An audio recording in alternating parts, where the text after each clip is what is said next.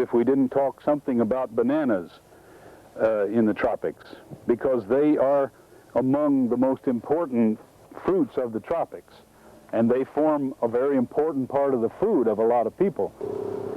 Here in South Florida, we make no pretense of competing with the tropics for the common commercial bananas which appear in all of our supermarkets all year. These are primarily of the giant Cavendish type. So down here, we grow bananas all right, and a lot of us eat a lot of them, but what we do is grow varieties that we cannot obtain from the tropics in general. We also grow the giant Cavendish and the dwarf Cavendish types, but some of us like very much some of the sweet bananas of the tropics that nobody ships into the United States, and a few of us at least love the plantains and cooking bananas of the tropics, and so that's what we do in Florida. We grow specialty bananas, and we have a surprising number of banana plantations here, and the fruit is sold at a premium compared to what's shipped in from the tropics, and we do that only because it's scarce. Why don't you ship them in? And a legitimate question would be to ask, why don't you ship the other ones in? There's various reasons for this. Plantains are shipped in, of course, but there is a specialty sort of cooking banana that we call horse banana that really isn't classified as a plantain by botanists for botanical reasons, but it is usually cooked. It's a very common banana in the tropics. It's called horse banana and chato and blugo, and it has many names indicating its great popularity. And we cook that.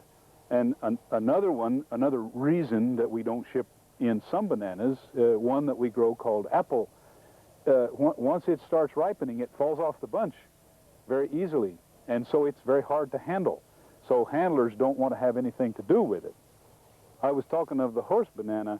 I guess I really don't know why it isn't shipped in here, because it's used very widely in the tropics, and it's very popular in South Florida and in any place where there are Latin people in the United States, which is a lot of cities and a lot of people. The thing, I think, could be commercialized on a wider scale than it is, and the growers of it down here in South Florida do relatively well selling it, and it's a banana that I like very much, not only for cooking. You can eat it fresh after it's ripe if you want to. It has a sticky consistency that I don't like, but something that my wife does a great deal with it is to dry it, and it's one of the best bananas for drying that we know, because we just like the final flavor of it. Drying has a tendency to concentrate flavors, and we don't like some of the sweet bananas for drying as well as some of the less sweet ones, because the sweet ones get too concentrated and aromatic a flavor for us, and so we prefer the milder ones that turn out to be rich enough when they're dried, but not too rich for our taste. I should say something about the flowering and fruit production of the banana. This is not a really very healthy one that I'm standing by, but it'll illustrate what we want to show. The banana is an herbaceous plant. It is not a true tree. It makes a pseudo stem, a false stem, from the sheaths of the leaves. So this thing that I'm patting is the false stem, and it consists just of the leaf sheaths. A banana is more like a grass than it is like a tree by far. And then the blades of the leaves come out, and they're also called the lamina. But when the banana blooms, its terminal bud forms down here at the base, ensheathed by the false stem, and then elongates up through the false stem and emerges at the top. And the first thing that you get on the flower cluster is a bunch of female flowers which form fruit. All of the edible bananas that we have are sterile, and they don't depend upon pollination at all for their formation, and they don't make seeds. You remember the old song, "I like bananas because they have no bones." They don't make seeds, although seedy bananas exist in the world and plant breeders use them. But anyway, then later on you start getting male flowers, and they don't make any fruit, which is typical of male flowers, and they will keep on blooming for quite a long time. Some of them will, the male part of the inflorescence will be very long.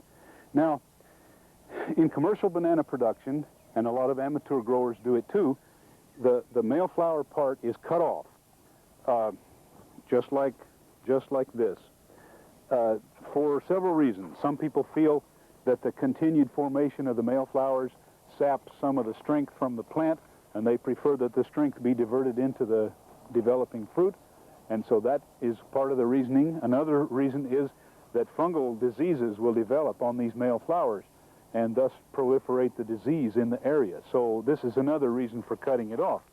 Another interesting thing to say about that, and something that has become common in South Florida, the people from Asia particularly, but some of us Anglos are now doing it, will eat these flowers, and bracts, when they're very tender. They've got to be quite tender. This one would be way too tough and fibrous. But people will take this thing and cook it. It reminds you of an artichoke, I suppose, and eat the tender inner bracts and developing flowers. So it's a vegetable, in essence. It's boiled and then eaten. Here, I'm pulling these things off. All of these I'm pulling off, as I understand it, are too tough to eat, but eventually you get down into the center and you've got some pretty tender tissues, and some people like this quite well as a vegetable. Boiled? Yeah, it's boiled, yes. And I don't know what, this isn't something we do in my home, so I don't know if people put salt on it or salad dressing or what they do, but certainly it is a food to a good many people of the tropics, particularly of the Asian tropics. So the banana, all in all, is a very useful plant, and many parts of the plant can be used. Let me say something about how we manage bananas. Here in Florida, most commercial growers will plant the things at row spacings of 15 feet or 15 to 20 feet, mainly that much space so they can get tractors between them to mow. In the row, the spacings of say 8 to 10 feet are more common. In the tropics, where weed control is done either by machetes or sometimes by herbicides, the rows won't be that far apart. The spacings will be more like 9 or 10 feet by 9 or 10 feet square. Different spacings are used, but a lot of banana trees can be grown on an acre of land, and production of bananas is very high. Banana is a very productive crop. I should tell you something about how we manage the growing of the things. I believe that Dr. Price is showing you right now a sucker or offshoot of the banana. The banana, as I said before, is an herbaceous crop, and the underground part, the bulbous lower part of the plant that's mostly underground, is rightly called a corm. Similar to some bulbs that people grow in the north as flowering plants. And from that corm come these buds, and they form new shoots. Well, after one of these false stems has fruited, then we cut it off because it's not going to fruit anymore. It only fruits once. And so we cut that off, and then we encourage the formation of a couple of new shoots. Actually, what we like is to have one fruiting, as we say, and one following, like this one I've got my left hand on, and one peeping, like this one that's just recently emerged from the soil. And that's enough. You don't want to let a clump become very thick with shoots. It'll proliferate very heavily and make a great forest of shoots. But the bunches of bananas on each shoot will be smaller, and so commercially they won't be as desirable. So it's better to keep them thinned down and promote the formation of larger bunches and larger fruit. Now, something to be said about these shoots. What we like for best propagation here in Florida is what we call sword suckers. And this one, which I'm pointing to with my knife, is a sword sucker, and I think you can see why we call it sword. The little leaves are very narrow and sharp, pointed, like a sword. There are other types of suckers, which, for reasons that I'm not sure about, are called, I believe the camera is pointing at one now, are called water sprouts or water suckers, and they have, as you can see, broad leaves. Those have not been nearly as successful with us as sword suckers because they don't grow off as fast. When we plant a sucker, a good sword sucker, here in Florida, we can expect, if with really good care, to get fruit in, say 12 to 14 months, and even shorter if we really push it. Now, many growers will plant, many gardeners will plant trees, and they'll take 15, 16, 18 months. Some people plant them and they never fruit. The banana requires good care. It requires relatively abundant water for irrigation in dry times, and it requires relatively large amounts of fertilizer to fruit in a short time and to fruit heavily. Banana is one of the most, one of the plants which requires probably the most care as far as water and fertilizer are concerned of all the fruit crops we grow here. And that's the lack of those things is generally the reason why people have problems with their bananas taking a long time to fruit. This is a common complaint among homeowners. So remember that. It's a shallow-rooted plant. You don't need to water copiously at any one time. A good soaking of the soil once every week to 10 days in dry times is sufficient. Don't water it every day, and don't water it too much, because the water will just soak right down through the shallow root mass and go down into the subsoil and won't be used by the plant. Some other comments about banana. I said it's shallow-rooted, and it is. And for that reason, you can grow bananas quite successfully in places where the water table is very high, in wet areas. In fact, around here in South Florida, the banana does its very best in wet areas. Now, it won't tolerate standing water above the surface of the soil too long, but it will tolerate it some. And many times around lake edges, at the wet place, bananas just grow superbly well. The other thing to be said is that mulching is a very good thing to do with bananas, with whatever kind of organic mulch you can find. And one of the best kinds is the stems that are cut up, the stems and leaves after they have borne fruit. And I like to cut them and just put them around the plant and let them rot down right where they stand. And here in this hot, wet climate, in the summertime, banana parts will rot down very quickly in just a few months and make an excellent mulch and increase the organic matter of the soil. So mulching and wet conditions are quite good for banana. How about disease and insects? We have some problems with diseases and insects. In the mulch? The mulch helps to keep some of those down. There are some nematodes that attack the roots of mango. Mulching minimizes those effects. We have a borer, a large black weevil, that attacks banana. That's much harder to manage. There are some pesticides that are approved for use in controlling that thing, but it's not easy to control. It's called the banana corn borer. In Spanish, they call it picudo negro. And it's a well-known pest of the whole world, of the whole tropics in bananas. And mulching doesn't do much good. Biological control hasn't worked well for us. We haven't discovered how to do that. Does mulching hurt? Mulching, to my knowledge, it's a good question to ask is, does mulching hurt? I've never seen any adverse effects of mulching of bananas. The only thing might be if you pile the mulch very deeply and it's green mulch that's not rotted down at all, you might make temporary nitrogen deficiencies, and you can offset that by adding some nitrogen fertilizer. So too heavy mulching where the mulch is just breaking down, it could cause fertilizer deficiencies, and it could cause excessive heating and damage the roots in that way. So you know, use good sense, and it's a good idea. Once you establish a nice layer of well-rotted mulch, then you can add unrotted mulch on top of that, and you're not going to do much damage.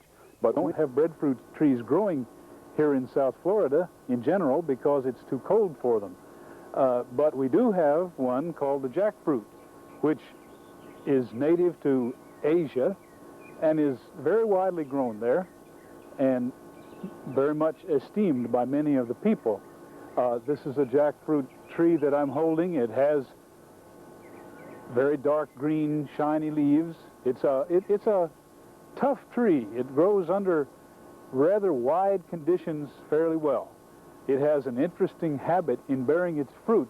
This thing that I've just broken off the tree is a spur, you could call it, a short shoot that's borne on the main branches or on even the trunk of the tree. And like some other tropical things that we've talked about, this tree bears its fruit in that way and not out on the ends of the small branches. It's a method of bearing called cauliflory, meaning that things are borne on the caulon or the main stem. The jackfruit has the distinction of being the largest tree fruit in the world. Well, jackfruit will said to get to be 80, 90 pounds in Asia. Here, 40 pounds has been our record in South Florida, but that's a very large fruit. The jackfruit is used in various ways. And let me caution you first, it has a copious latex in it, the same way as a good many other members of the mulberry family. If any of you know the Osage orange from the Midwest, you'll remember the latex that flows out of the fruit and leaves of that. Well, anyway, jackfruit is the same way, and it's a very sticky latex. So if you're going to handle a bunch of it, the trick people use around here is to rub vegetable oil on their hands, and then the latex doesn't stick to their hands so badly. If you get it on your clothes, heaven help you, because it's very difficult to get out. Alcohol helps. Anyway, the fruit is used when it's small as a vegetable, and just cut up whole, seeds and all, and cooked in curries and casseroles and things like that. When it gets large and mature, then there's around each seed is an edible mass of yellow or whitish or to dark yellow tissue that is very sweet and extremely aromatic. Some people don't like the smell. When I carry a ripe fruit into our office, often the secretaries complain about it. However, once you get used to the smell, most people find it not too unpleasant, and it's a very nutritious fruit. When it's used as a vegetable, it's a starchy thing. When it's ripe, sugars predominate, and it has a very nice, as I said, very nice flavor and an aromatic smell to it. The jackfruit has not been accepted as well in tropical America up to now as it is in its native home in Asia, but it's been widely disseminated in tropical America, and it has the advantage of being able to produce a considerable amount of food at a relatively small input. The tree doesn't take large inputs of fertilizer and water to grow, although it should be either grown in a medium to high rainfall area or irrigated, because it's not well adapted to an arid climate.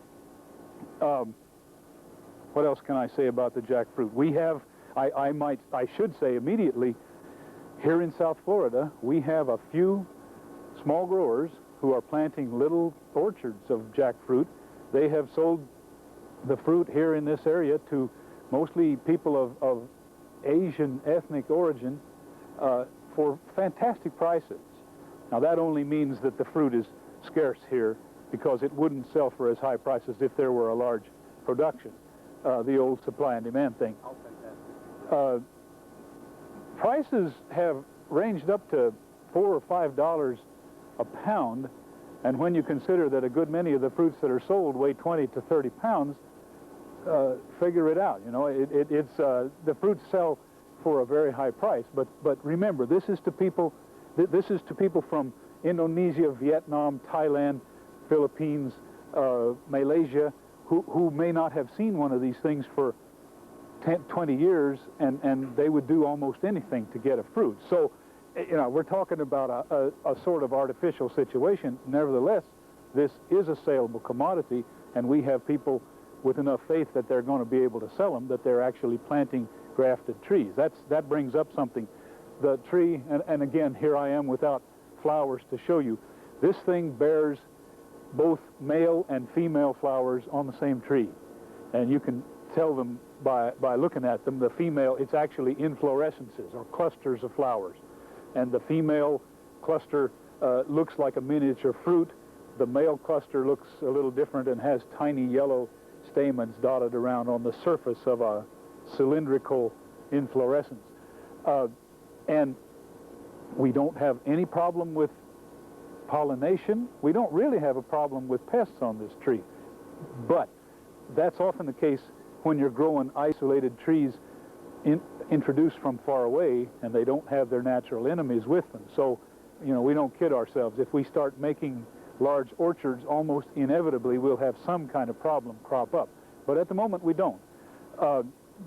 So the flowers, the male and females, are born on the same tree.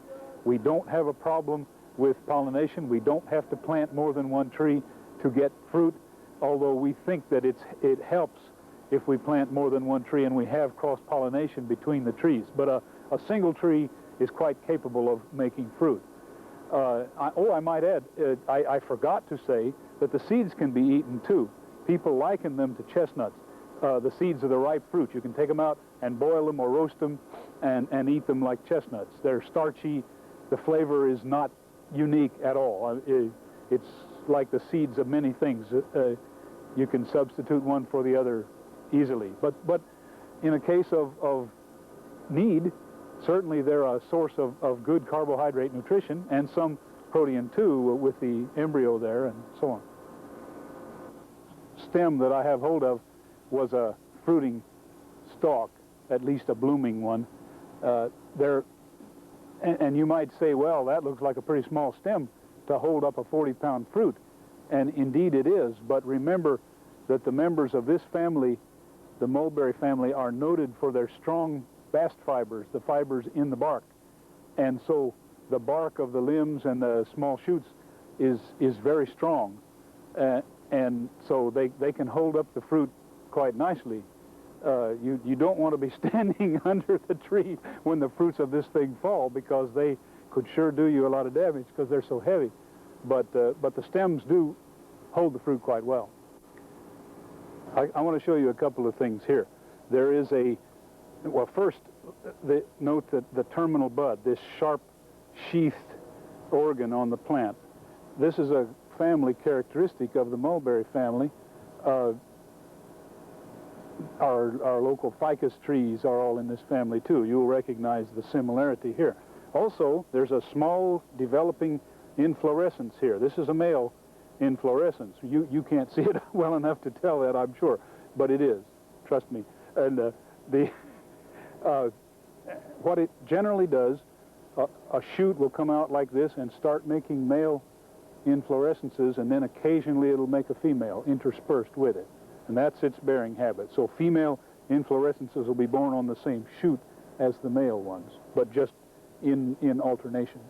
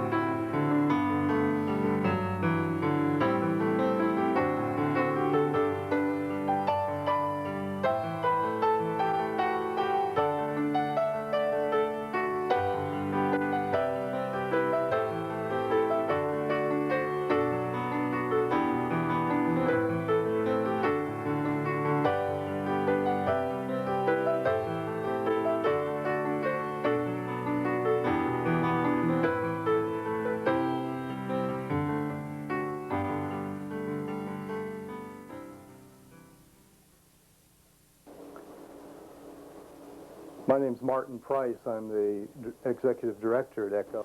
Because so few people are familiar with the subject of tropical fruits, we decided to produce our first video series on that subject. Our goal is, first of all, in a general introduction, to whet your appetite, to acquaint you with the wide range of tropical fruits that are out there.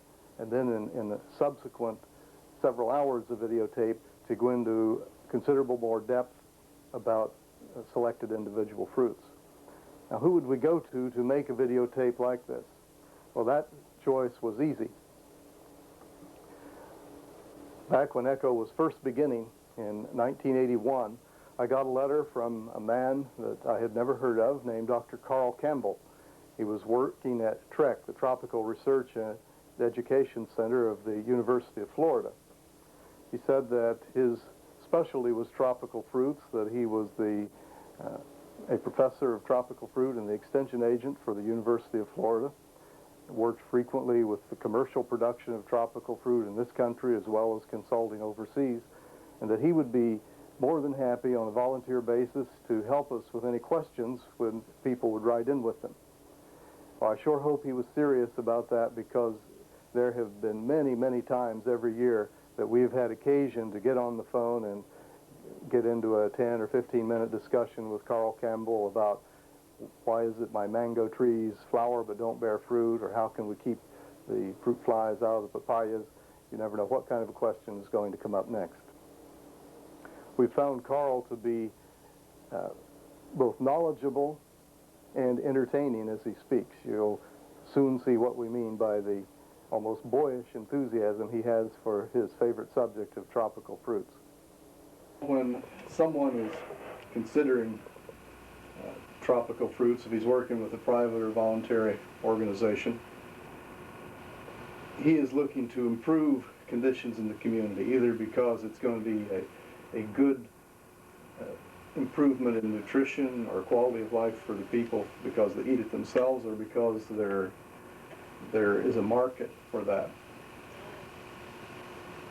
Considering all the things that a development worker could be looking at, maybe developing corn and beans or coming in with a new variety of that, increasing yields of some of their field crops or vegetable gardening.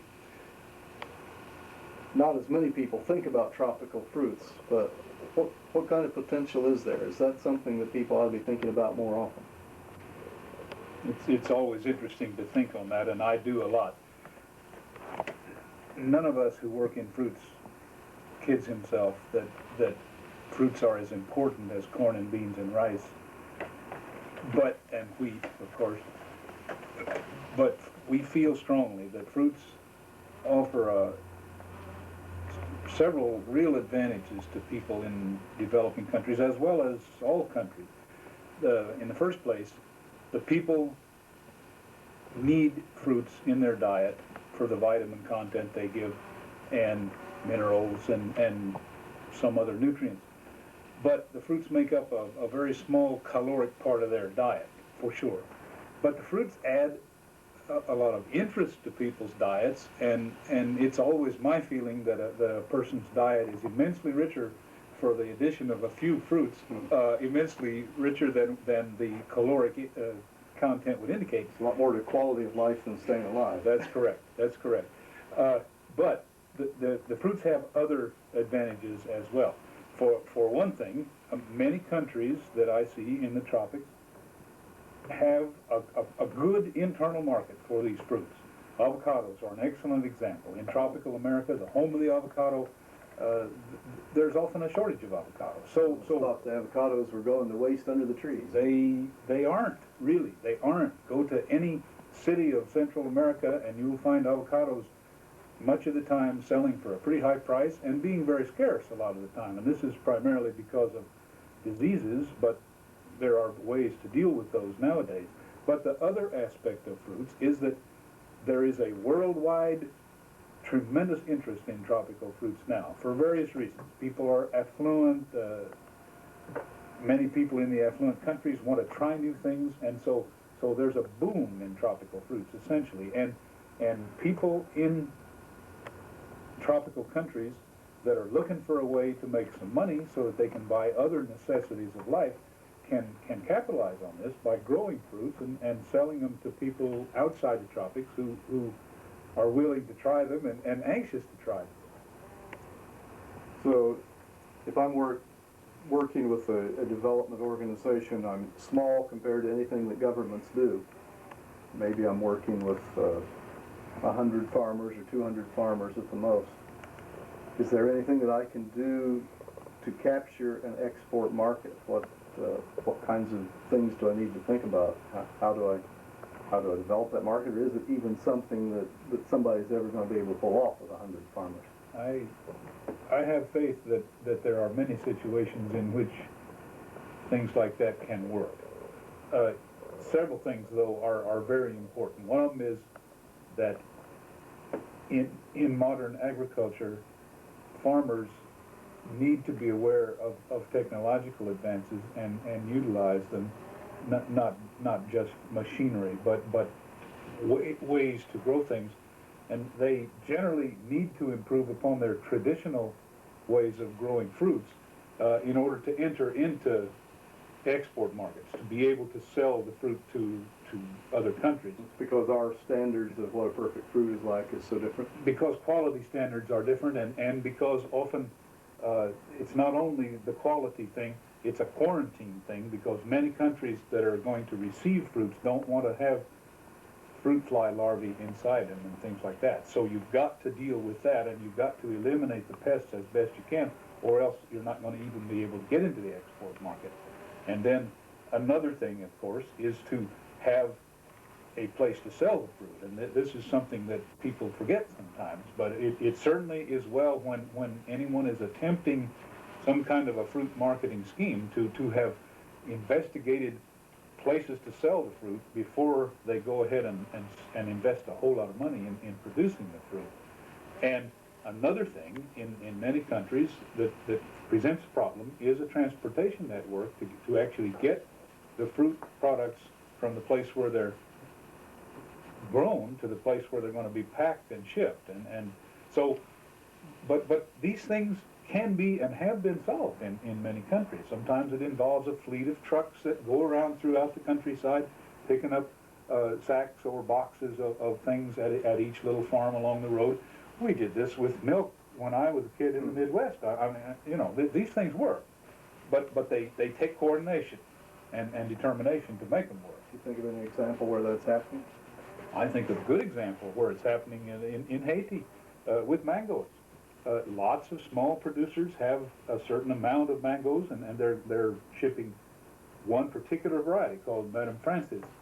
It has other names, Francine and Francisque in the West Indies, but it's the same mango. It's a yellow, elongate mango, and there is a pretty good market for it in the United States, and it comes here at a time when we don't have any local mangoes, so it's not a competitive situation. And entrepreneurs in Haiti have set up systems of collecting these mangoes at the little farms and concentrating them in areas where they can be treated. They have to be treated for fruit fly larvae. They're treated with hot water, and then they're put into shipping containers and sent to the United States, some by air and some by ship. And it works.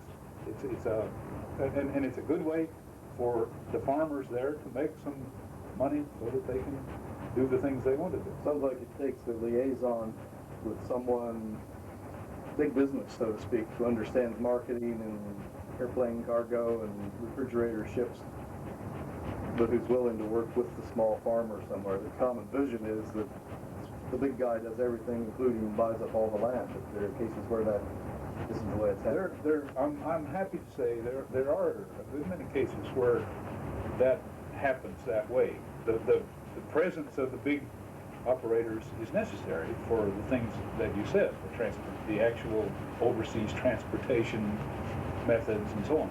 But many times the big operator doesn't want to get involved in the day-to-day details of the actual production and is willing to sign agreements with individual farmers or with groups of farmers and to contract for their fruit and to collect it at some central point. And this kind of thing works, and it has, you know, it has problems, but it will work. it often takes the advice of one or more individuals who know quite a bit about the international scene and what is available and not available in markets and this kind of thing. I think probably very seldom groups of growers just working in local areas in tropical countries can handle an export situation very well totally by themselves. Usually it takes the intervention of some outside person or agency to help. So a missionary wouldn't need to do his own studies. Some of these companies that do the importing would probably consult with them, do you think? In many cases, the importing companies,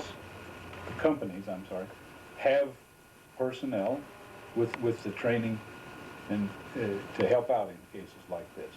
Also, many times, the information is available from local governmental agencies or from governmental agencies in other countries, extension type people and researchers. And there is a world literature in tropical fruits. Unfortunately, it's widely scattered, as you know very well. We don't have concentrated sources of information on a lot of tropical fruits the way we have for deciduous fruits, but the deciduous fruits have hundreds of years of tradition of research and publication behind them, and a lot of these tropical things are relatively primitive in research and development. So searching the literature can be difficult, but it's improving all the time. We're beginning to get some books that have great amounts of information in them about tropical. Yeah. Well, suppose I'm a missionary in Honduras, and I've heard how much people are selling carambolas for, and I'm all hot to get a bunch of carambolas started. Quite aside from whether that's a good idea or not, what would be the next step? Is there 100 companies, or is there 1 or 2 companies I would get talk to first to get a feel for whether that's a good idea and whether they'd be willing to buy it? In the case of something, let's take carambola as an example, there are a few companies, let's say half a dozen, which are involved in buying and shipping, handling of carambola fruit in South Florida. There is also, I mean, we're not the only place in the world where there is a carambola market. There's a small export trade of processed carambola juice from Guyana to the United Kingdom, for example. So there are various outlets, but you've got to seek them out. But in the case of more well-known fruits like papaya and mango, for example, there are more companies involved in the trade and interested in getting into the trade. So as the fruit gets less and less known, generally there's less and less companies involved in its handling, yeah. Okay. Let's talk a little bit more about the internal market. The export market, you've got to have the right variety at the right time, you've got to have the right quality, and in many cases you've got to have a quantity. One farmer could never produce enough to meet what they need. But for the internal market, if you grow a bag full of it, presumably you could sell it. You mentioned that avocado in Central America right now is a good example of an unmet internal need. How this came about because of a disease, you said? Yes. Primarily. The Central America, of course, Mexico and Central America are the ancestral homes of the avocado. And probably the best markets in the world for avocado, because the people know the avocado and they love it and they consider it one of the fine fruits of the world. Well, a long time ago, a disease called avocado root rot started killing avocado trees, essentially wherever they were grown. It's a disease that's particularly bad in poorly drained soils or in flooded situations.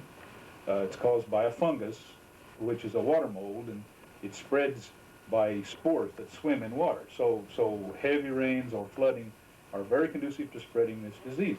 Well, in most places where the avocado once reigned supreme, the trees have all died or they have all become unproductive. And I have personally lived in some of these situations, and I know how the people yearn for avocados, but they haven't had them. Well, a rather recent development has begun to change this, and it's not evident in a lot of places yet, but it's going to be. There are two fungicides. One is called Ridomil, and the other is called Aliette. One made by a Swiss company, one by a French company. And those fungicides are effective in controlling Phytophthora fungi, Phytophthora and Fusarium fungi, which live in the soil. And so it has now become feasible to reestablish avocado orchards in places where they have died out in the past, and it's been virtually impossible to grow avocados. And it's an exciting development. A lot of the developmental work has been done, or some of it, in the American tropics, and a good bit of it in Australia. California has led the effort in the United States. We've had some work in Florida. But I look forward to a rejuvenation of avocado production for the internal market in Latin America. Do you think there would be many other examples of internal markets for some of the tropical fruits that are, of course you can always sell them for some ridiculously low price, but there's some things where the farmer could actually make a little money on, enough to be exciting enough to include in a development project? You know, that one is a really tough nut to crack. I think there are real possibilities for internal markets. I have personal acquaintances who sell things like mangoes, for example, from the rural areas of a country like Colombia to the big cities, to Bogota, and make good money.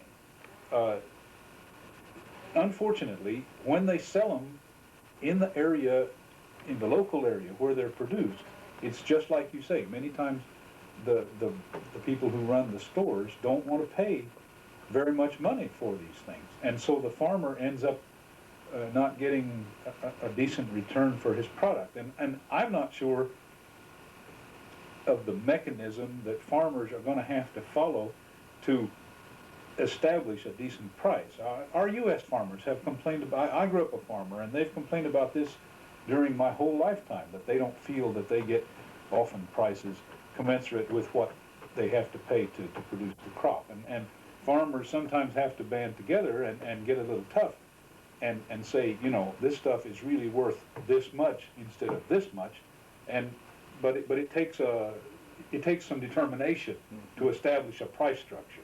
But internal marketing of lots of tropical fruits in tropical America is a great thing, because everybody eats and everybody likes fruit, and so I feel there's good possibility there. I've always been disappointed when I've been in a hotel in a capital city in the third world. I order a tropical fruit dish and it comes with cantaloupe, strawberry, and pineapple.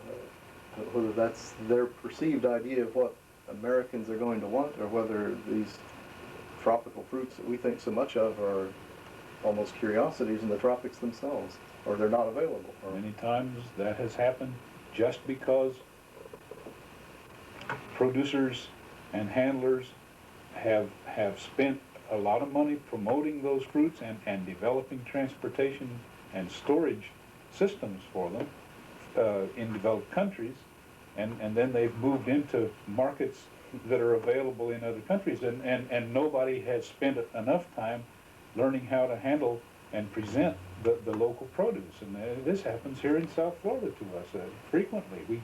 We find it hard to get limes, and people will serve lemons from some other part of the country because the lemons are easier to store. And it seems an anachronism, but it happens that way. I agree with you. So the right development agency might develop some internal hotel markets, for example.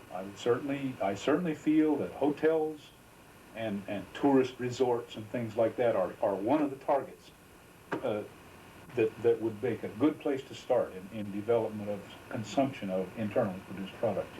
Yeah. Speaking of varieties brings up a general subject that's of interest to anybody who works with fruits in the tropics, and that is where one can obtain superior varieties of fruits. And I have dealt with this for many, many years of my life, and I know a lot about it, but I also know that there are frustrations about it, because there isn't any convenient little store where one can walk in and say, give me your catalog, and then look through the catalog and say, I'd like 6 of this and 8 of that and a dozen of this, because there doesn't exist such a thing in the world. It isn't that easy, unfortunately, and that's partly because these things are of relatively minor importance. It's also because the propagating material of tropical things is short-lived, both seeds and vegetative material, so it isn't easy to store them. In fact, we don't know how to store many of them. So they've got to be kept in the field in a live condition, and what that means is that when somebody wants propagating material, someone has to go to the field and cut it or clean it and put it in a package and ship it, or else, as is the very best way. What I always tell people is that if they can go to a place where it's growing and get a hold of a human being who knows where it is growing, go to the field and collect it and package it yourself and have your documentation ready for quarantines, whatever you may encounter, and carry it yourself by hand where you're going, and then it won't sit on some hot shelf in a post office in Nairobi or someplace like that and die. Because believe me, I have spent many total months of my life harvesting and shipping things that ended up dead somewhere, and this can be quite frustrating, and it's also expensive. And in these days where mail seems to be less dependable than it may have been in the past in many places, it's particularly a problem. So what I'm saying is, if you can, go somewhere where you can obtain this material, and I'm speaking now specifically of cuttings and seeds of many tropical fruits, which are very short-lived. I don't mean, lots of things like beans and rice and wheat and many of the good crops of the world, the seeds can be stored. Even tamarinds, even papayas among tropical fruits, okay, they can be stored and shipped as ECHO Incorporated does, a great many things. But a lot of fruits, lychee, mango, avocado, mamey sapote, are very short-lived. You are lucky once you take the seed from the fruit if it will live for more than 7 days, 7 to 10 days. And this makes very bad odds when you're trying to send it in overseas mail and so on. So anyway, go and collect it yourself if you can. Then the question comes, where do I do this? And that's a valid question.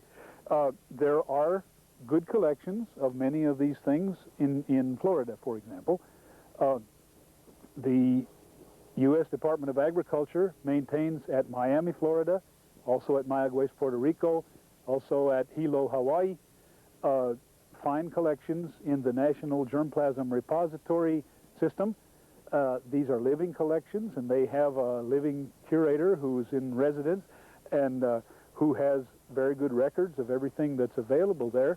And if you can make a good case for needing material to introduce to a new area or to do some investigations, and if you don't make unreasonably large requests simply because of the cost of collecting material, you can obtain material from these germplasm repositories. And I mentioned them again. They are Miami, Florida, Mayagüez, Puerto Rico, and Hilo, Hawaii.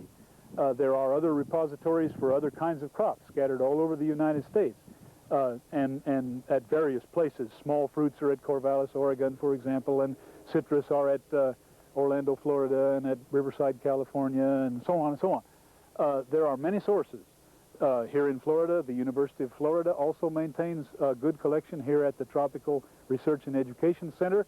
The Fairchild Tropical Garden is developing a very nice collection of tropical fruits, and material can be obtained at these places if prior notice is given and if the requests are such that the staff can handle it.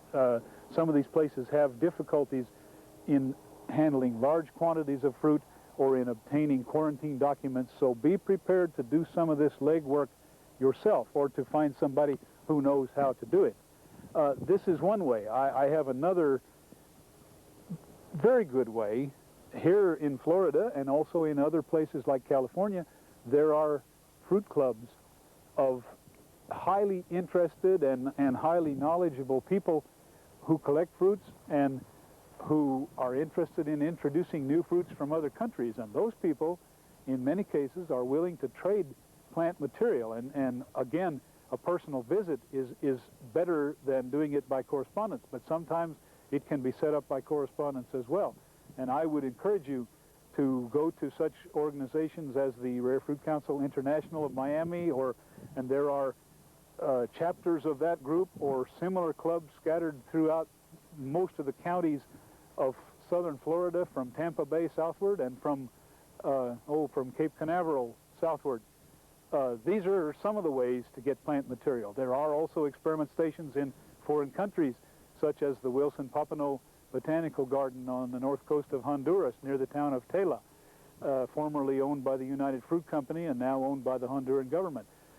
A good many people from other countries go there personally and buy seeds of fine tropical fruits and take them back to their countries. I know of several burgeoning, growing collections in different countries of Central America that had their start from seed that came from Lancetilla, for example, from the Wilson Popenoe Botanical Garden. With regard to how to handle things like tropical seeds and cuttings too, I'll mention that. My preference is, if I don't know that a seed is long-lived, to treat it as if it's short-lived. We in horticulture and botany call such short-lived seeds recalcitrant seeds because they're difficult to handle. The best thing to do is clean the seed, take away all the pulp from the fruit, just air dry it in the shade. Don't put it in the sun and don't let it sit very long. Just let it get surface dry. Many times I like to surface sterilize it with some mild sterilant. I like something like 10% Clorox solution, just in tap water. Peroxide would be another one that would be available and possible to use.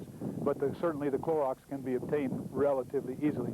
Just be careful and don't slosh it on your clothes because you'll make spots on them. But anyway, once you've done that, then as quick as possible, it ought to be packaged and sent and not left to sit around. Do not ever leave tropical seeds sit around that you don't know about, because they will die. And the best way that I have found to handle most of them is to not put anything moist into the package. If you have only lightly dried the seeds, there is some moisture left in there, and then if you put them in a plastic bag and expel as much air as you can from the bag and then close it tightly, either tie it or use a Ziploc bag or something, then there's enough moisture in there to keep the seed alive for quite a while, and send it that way. If you put moist paper towels or moist sphagnum or something in with it, you're very apt to start fungal colonies growing, and they'll destroy the seed. And I've seen that happen more often than not. So I don't like to put wet things in. Now, there's an exception, and that is with certain extremely short-lived seeds. People have had better success using something like activated charcoal with just a tiny amount of moisture in it, but not wet, not enough to have visible moisture on it, and put that with the seeds and then send them. And the seeds then, because they're wet enough, they will go ahead and actually start germinating in transit. And when they get where they're going, they may have a little bit of a root showing.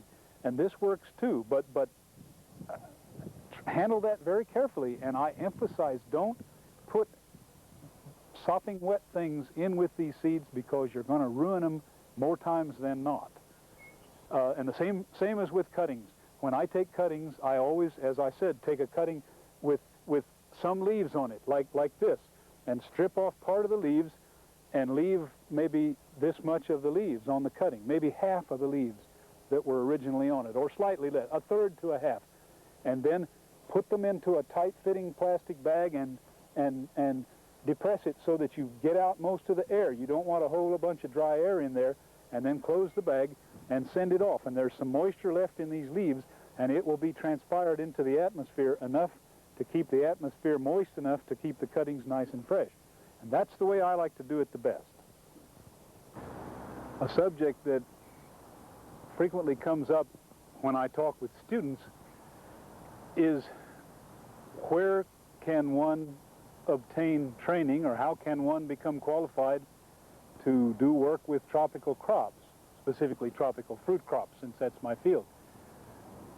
It's a very difficult question. I've talked to you before about how relatively few people there are working in tropical horticulture with fruit crops, and that is true.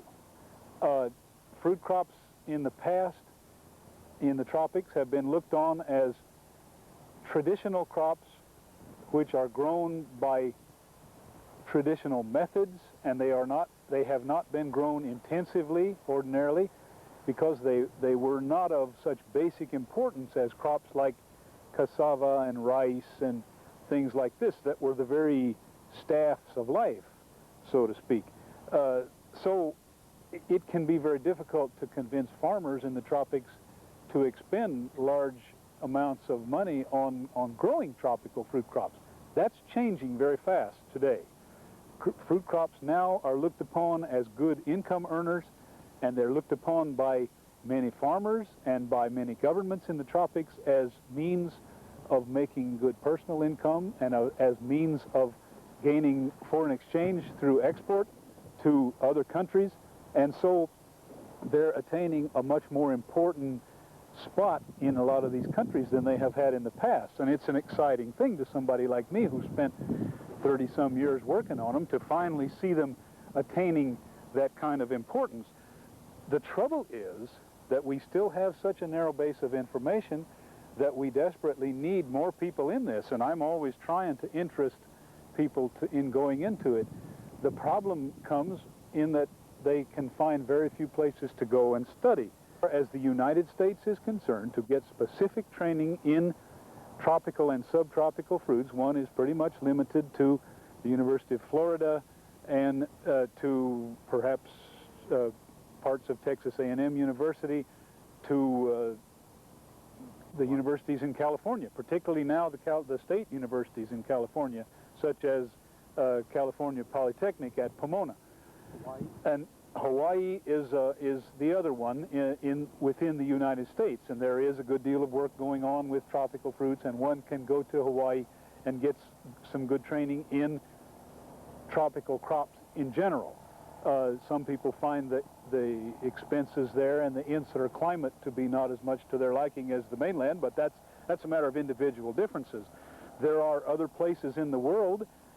There are schools. There's one school in France, in Montpellier, in France, where there is excellent training available in tropical crops.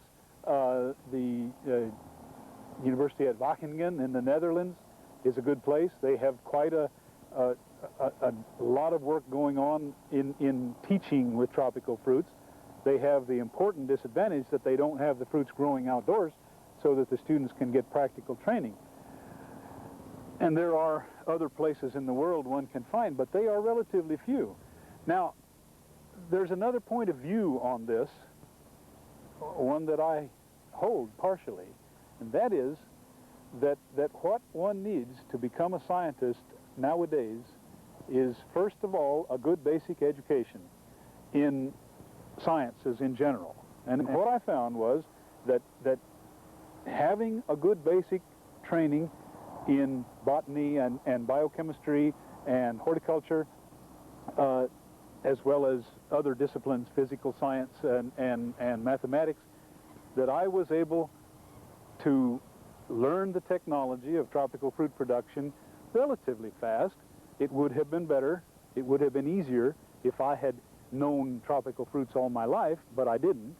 But anyway, I felt that I did not suffer an important disadvantage because I was willing to work hard, and I mastered the technological aspects of my job, and I already had the basic tools from a good general education, and I have been able to do what I feel has been a useful amount of work in my life in furthering the production of tropical fruits in the state of Florida and in some other countries. And I have also worked as a teacher and as an extension agent in taking the information from the research program and giving it to people who need it in wherever they may be. So that's another way to look at it. You don't have to go and study tropical fruits specifically to become a competent tropical fruit researcher. And I think that's sound information to give to students. You might like to have additional information about tropical fruits in writing after you've seen the video, so I thought while we were here in the library I would point out some of the books that we find we go to the most frequently. First one is one that would probably fit the budget of almost anyone. It's one of the ortho paperback books called All About Citrus and Subtropical Fruits. It's a nice, fun book. It's just a quickie introduction, but with some information about varieties and how you would plant it, oriented toward the subtropical regions of the United States, but nevertheless, a great deal of useful information. If you can afford it, perhaps the best book that you could purchase is this one that Dr. Julia Morton just recently came out with, called Fruits of the Warm Climates. This book costs somewhere in the neighborhood of $80, so it is not inexpensive, but it is just full of a great deal of information about a large number of fruits, including alternative uses. If someone writes to us and says, I've heard the leaves of such and such a fruit tree can be used to treat people for worms, is that true? We would go to this book, and if it's been used that way, you're probably going to find that in Julia's book. So that's Fruits of the Warm Climates by Dr. Julia Morton. The Manual of Tropical and Subtropical Fruits by Popenoe, Wilson Popenoe, is an old book. It might be a little bit difficult to get a hold of, although it has been reprinted, and it says Hafner Press, so I would assume that your bookstore would be able to track it down. It was published in the early 1900s, but Dr. Popenoe was one of the world's leading authorities on the subject of tropical fruit, and there's information here that you probably wouldn't find elsewhere, although any varieties since the book was published several decades ago obviously won't be in there. On the subject of propagation of tropical fruit trees, this Food and Agricultural Organization, by that title, is an outstanding book. Examples, it has sections on grafting in general, describing with a lot of illustrations different approaches to grafting, and then it talks about individual fruits and the ins and outs of grafting this particular fruit. This isn't a book that you would pick up if you just wanted to do an occasional graft. But if you're grafting things on a commercial basis and you really need to know the ins and the outs and the way to be the most efficient with this tree and which method of grafting would be best for another tree, this book is probably the best one that you can get. For people in a little bit more subtropical climates, this book, Growing Fruit in Australia by Paul Baxter, is an interesting book, has a lot of helpful information in it, but it wouldn't cover all of the tropical fruits. Australia has some regions which probably would be called tropical, but a lot of regions that would be more like the subtropics and also the temperate regions. So it's a very good book. Now, anyone that's located in the United States can simply go to their bookstore and ask them to get information for the books by that title. But if you're overseas and aren't able to get that information, if you would care to write to us, we'll be happy to send you a sheet or two that has the titles and addresses for the publisher, and we'll check and see what the latest price is, so that all you'll have to do is to send off your check.